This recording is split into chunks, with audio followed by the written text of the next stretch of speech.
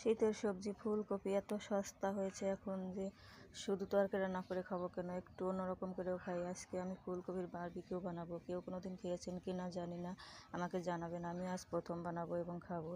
তো ফুলকপিগুলো দেখতে খুবই সুন্দর লাগতেছিল, এই জন্য বড় বড় করে টুকরো করে কেটে ডাঁটাগুলো মাঝখান দিয়ে 4 ভাগ করে কেটে নিয়েছি, যাতে মশলাগুলো ভেতরে ভালো মতো যায় আর ভালো মতো সেদ্ধ হয়। আমি ফুলকপিগুলো ধুয়ে তারপরে এখানে লবণ, হলুদ, আদা বাটা, রসুন বাটা, ধনিয়া বাটা, শুকনা মরিচ, কাঁচা মরিচ বাটা এবং তেল দিয়ে আর একটু তেঁতুলের সস দিয়ে ভালো করে মেখে আধা ঘন্টার মতো রেখে দিয়েছিলাম। এখন বারবিকিউ তাওয়া চুলায় গরম করে এখানে দিয়ে দিলাম ফুলকপিগুলো দিয়ে তারপর আমি দিয়ে দিলাম হলো একটু গরুর চর্বি, রান্না করা গরুর মাংসর যে তেলগুলো হয় সেইগুলো।